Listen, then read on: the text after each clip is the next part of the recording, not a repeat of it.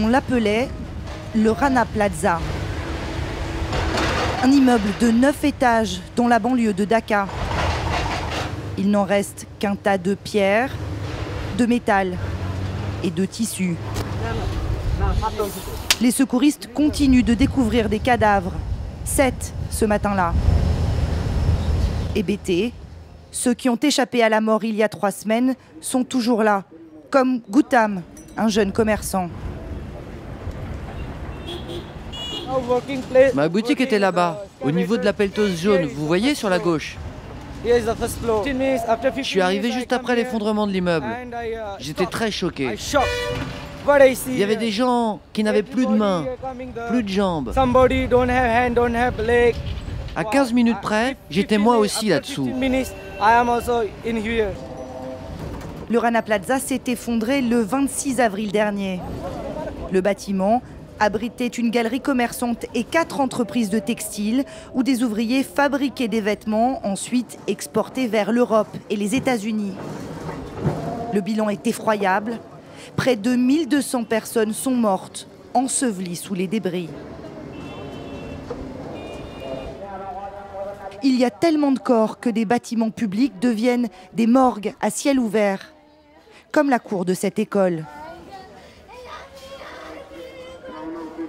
Ali a perdu ses 2 enfants dans l'accident. Mon seul souhait, c'est de retrouver le corps de mon fils. On a récupéré celui de sa sœur et on a pu l'enterrer dans le cimetière voisin. Ali, comme tous les proches des victimes, conserve à la main une affichette avec la photo de ses enfants disparus. Celle des badges fournis par l'entreprise qui les employait au Rana Plaza. C'est le seul moyen d'identifier des corps, pour la plupart méconnaissables. La veille, Ali a ainsi examiné 92 cadavres. Parfois, je vais voir un cadavre. 1 fois, 2 fois. Je ne sais plus où j'en suis. Je suis perdu.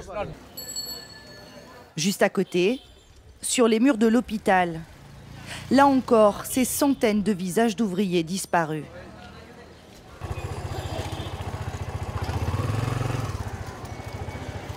Cette grand-mère, Anwar Begoum, a une fille et une petite fille blessées. Jorna, qui travaillait dans l'immeuble, a les jambes quasi paralysées. Ce sont des criminels. Ils ont fait de ma fille une handicapée. Je veux que justice soit faite. Ils ont détruit ma famille. Je ne vois plus d'avenir pour nous. C'est grâce à son salaire que nous pouvions vivre.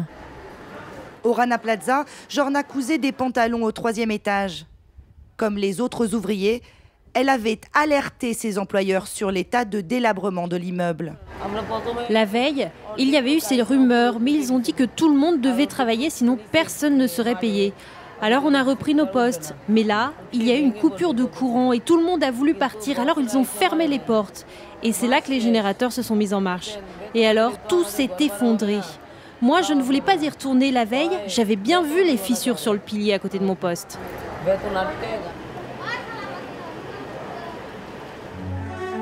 Une catastrophe historique. Après Bhopal et Tchernobyl, c'est le 3e plus gros accident de toute l'histoire industrielle. Dans ce pays, aux 5000 usines et ateliers, où 80% des exportations reposent sur le textile, les 4 millions d'ouvriers du vêtement coûtent à l'heure 60 fois moins cher qu'en France et 2 fois moins cher qu'en Inde. Cet effondrement sans précédent réveille les colères. Ils font du profit sur le dos de ces filles, au prix de leur sueur et de leur sang. Un drame qui joue pour l'Europe un rôle d'électrochoc. Dans les décombres, l'équipe de BFM TV a découvert des étiquettes de marques françaises. Elle savait que les usines au Bangladesh étaient des pièges mortels. 20% de nos t-shirts, 1 sur 5, 15% de nos chemises et 10% de nos costumes arrivent du Bangladesh. Ça me fait froid dans le dos. Ça me fait mal au cœur et du coup je vais faire beaucoup plus attention. C'est une misère, mais nous on en profite à côté. Secouée par ce drame, la France découvre ou redécouvre le prix que payent des milliers d'ouvriers à l'autre bout du monde pour nous assurer des vêtements au plus bas prix. Bienvenue dans les coulisses du Made in Bangladesh. dans l'immense ville de Dakar, à quelques centaines de mètres des décombres. Les 17 familles dans ce lotissement pauvre ont été brisées par la catastrophe. Sur les 9 femmes qui travaillaient sur le site, 5 sont mortes dans l'accident.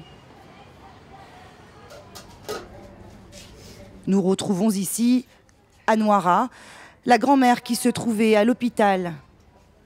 En l'absence de sa fille blessée, elle s'occupe de sa petite fille, Tanjina, 18 ans, elle aussi ouvrière victime de l'effondrement. Traumatisée, elle ne quitte plus son lit. Aujourd'hui, j'ai l'impression que je ne serai plus jamais capable de travailler comme ça. En tout cas, je ne veux plus jamais travailler dans la confection. Je pense qu'elles ne pourront pas rester ici. Elles vont devoir retourner à la campagne. Mais vous avez des terres à cultiver ? Non, juste la maison pour vivre. Je ne sais pas ce qu'elles pourront trouver comme travail là-bas, mais elles ne peuvent plus rester ici.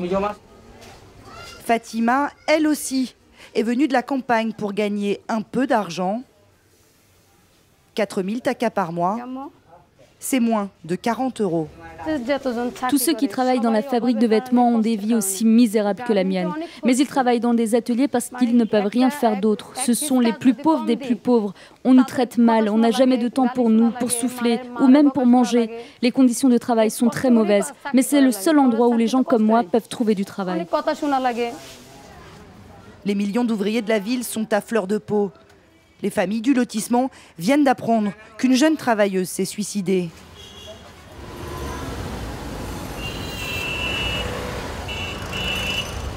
Le corps de cette jeune fille de 19 ans est ici, à la morgue centrale. Elle s'est pendue dans les toilettes de son usine, en banlieue de Dakar.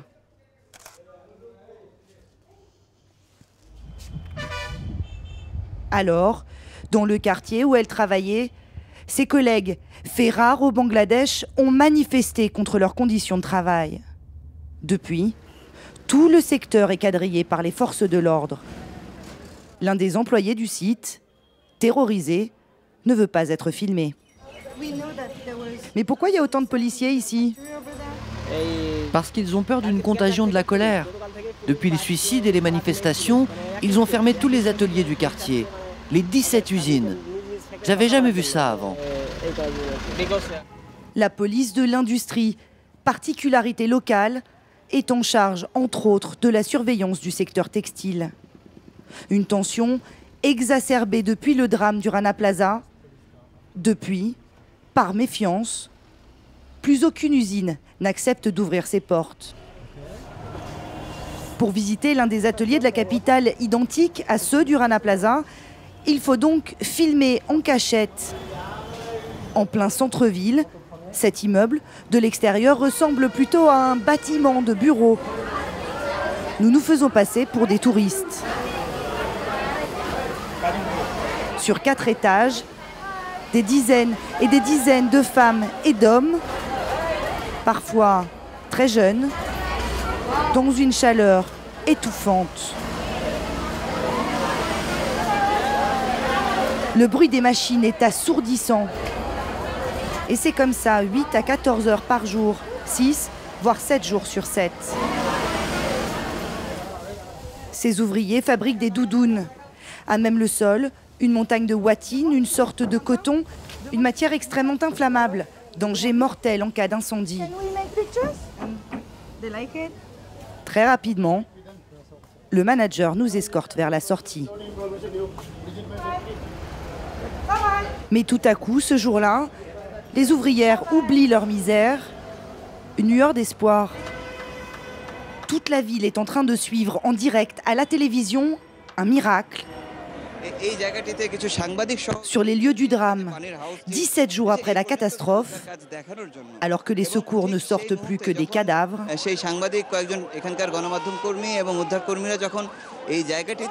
voici une survivante.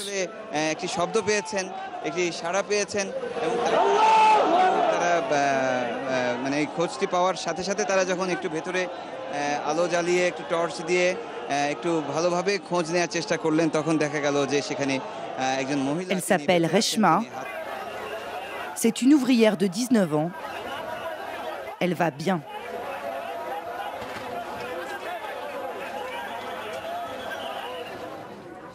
Trois jours plus tard, à l'hôpital, la petite, devenue le symbole de ces travailleuses et de leur courage, raconte son calvaire, 17 jours sous les décombres.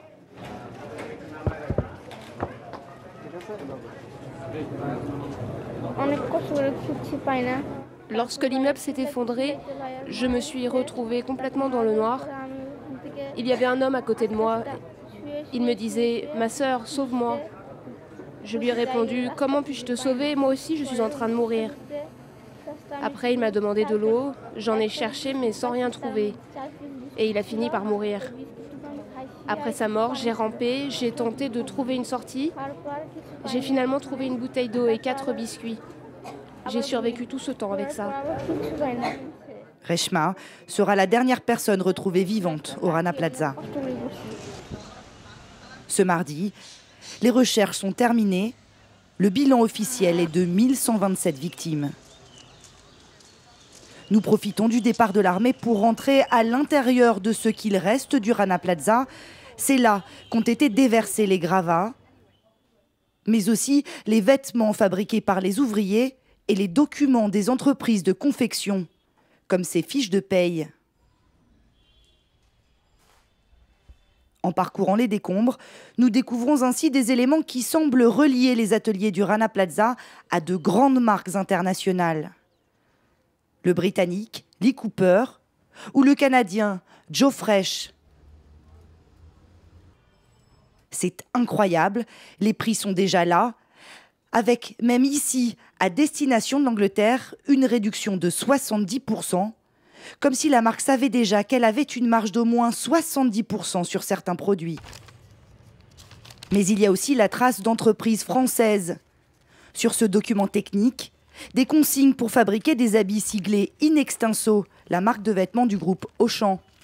Des pantalons sont déjà fabriqués avec leurs étiquettes et même le prix.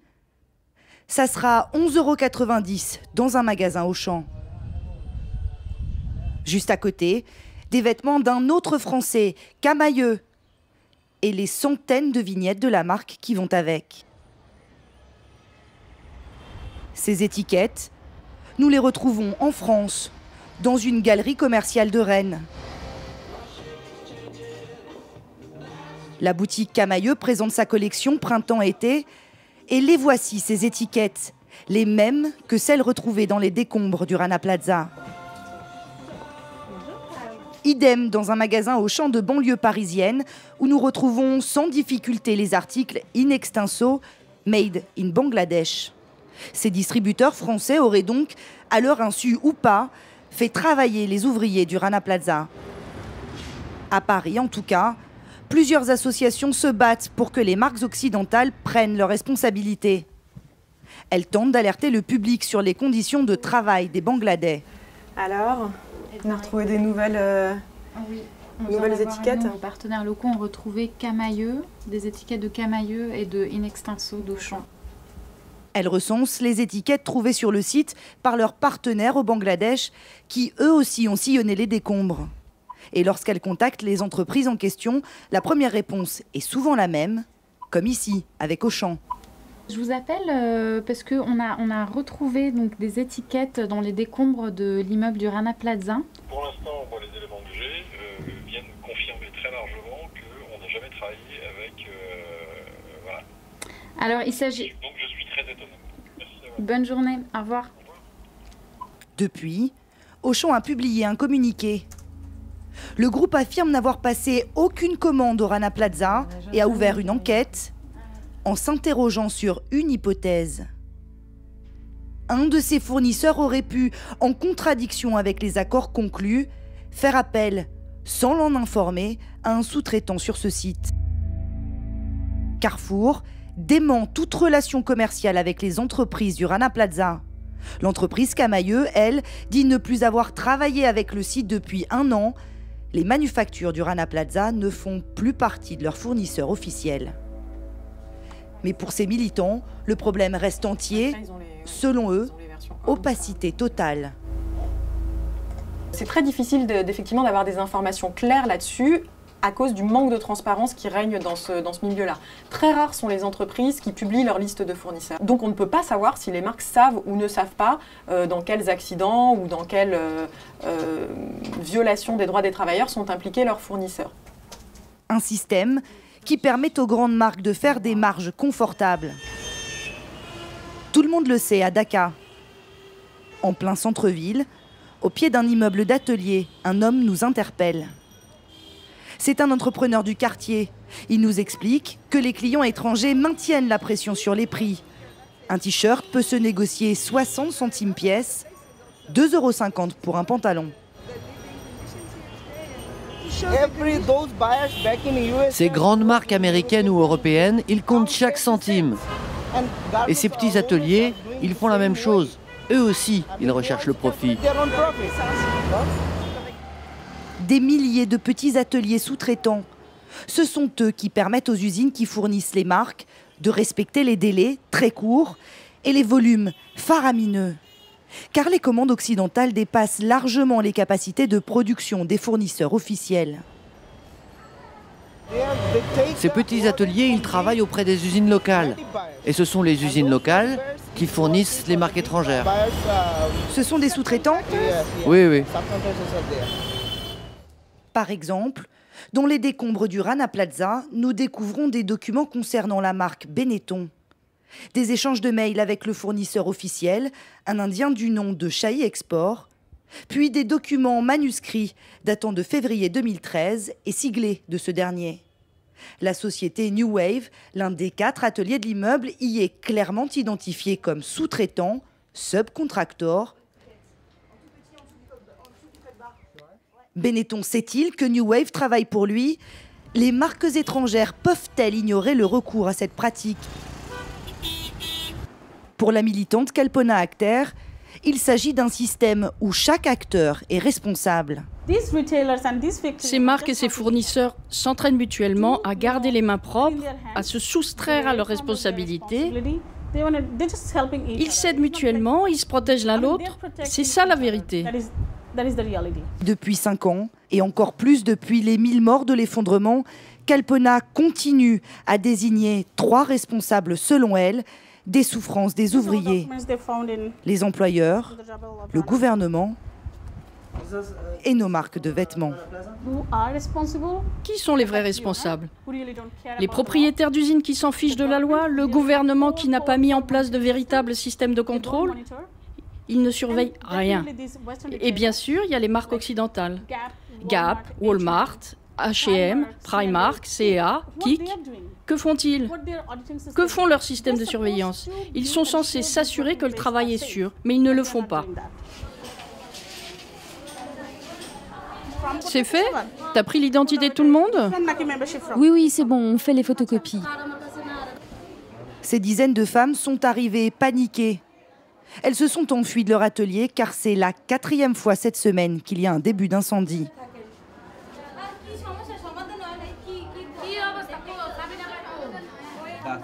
Depuis Rana Plaza, on est vraiment traumatisés. À chaque fois qu'on voit une étincelle, on a peur. Sans ce drame, je ne serais peut-être jamais venue ici. Car au Bangladesh, les ouvriers qui sortent du rang se font immédiatement renvoyer. Parveen est couturière depuis 8 ans. Elle découvre aujourd'hui qu'elle a des droits. Les militants expliquent aux ouvrières qu'elles ont eu raison de quitter l'usine et qu'il ne leur arrivera rien. Il y a déjà eu le feu dans 13 usines et comme vous, les employés n'ont pas été payés quand il a fallu fermer. Ce n'est pas normal, vous devez savoir vous défendre. Comme poussé par le drame du Rana Plaza, la parole se libère. Ça fait 1 mois et demi qu'on attend notre salaire et ils ne nous payent pas nos heures sup. Vous inquiétez pas, on va aller voir vos patrons et on leur dira qu'ils doivent le faire. Un peu inquiète tout de même, Parveen rentre chez elle. Elle sait que pour cette journée, elle ne touchera pas de salaire. Pourtant, elle compte chaque centime. Elle ne gagne que 3 700 taka, moins de 37 € par mois. Les prix sont très élevés. Des tomates, des pommes de terre, des épinards. J'ai pas pu acheter les piments parce que c'était trop cher. Voilà, c'est tout ce que j'ai pu avoir pour 100 taka. Regardez, il n'y a presque pas de monnaie. À salaire équivalent, pour un smicard, ces quelques légumes auraient coûté 40 €. Comme Fatima et Tangina, les blessés du Rana Plaza, Parvin vit dans un lotissement de travailleurs, dans une petite pièce d'à peine 8 mètres carrés, à 4.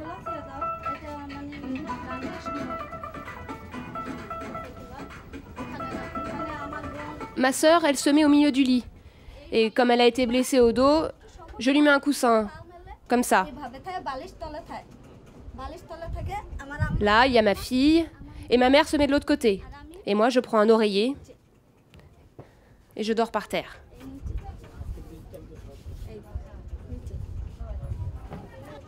Un confort spartiate. Pour un loyer de 3500 taka, c'est presque autant que son salaire. Le quotidien de la famille repose donc sur les faibles revenus de la petite sœur. Moi, je suis fière que les habits que je confectionne soient appréciés dans le monde entier. Mais je pense que si les Européens savaient dans quelles conditions sont fabriqués les vêtements au Bangladesh, ils n'aimeraient pas. Ils veulent ce qu'il y a de meilleur pour les travailleurs. Ils ne sont pas assez informés, je pense. Et c'est pour ça que les accidents arrivent chez nous. Mais à 8000 km de Dhaka, en France, justement, depuis la catastrophe, certains se mobilisent. Un café, je veux bien. Oui. Ah, bonjour, Fanny Gallois apporte une nouvelle encourageante à ses collègues de l'ONG. Alors, Chef Hop également. Hier, H&M, Inditex, qui possèdent Zara, Primark et C&A, ont accepté de signer. Les géants de l'habillement se rallient les uns après les autres à un accord historique pour l'avenir des ouvriers du Bangladesh. Et c'est pour ça qu'on a vraiment bon espoir qu'avec cet accord, les choses changent vraiment directement sur le terrain. Cet accord vise à améliorer la sécurité dans les usines au Bangladesh. Il permet de régler les contentieux devant la justice. Il prévoit des inspections indépendantes et la publication par les marques de leurs fournisseurs. Surtout, c'est un accord contraignant pour les distributeurs occidentaux. C'est un contrat que l'on peut faire valoir en justice si il n'est pas respecté. C'est un contrat entre les marques clientes qui acceptent de le signer, les représentants des travailleurs locaux et internationaux. Ce contrat peut donc être opposé aux marques qui le signent si elles ne le mettent pas en œuvre comme elles s'y sont engagées. Le travail des associations serait donc en train de porter ses fruits.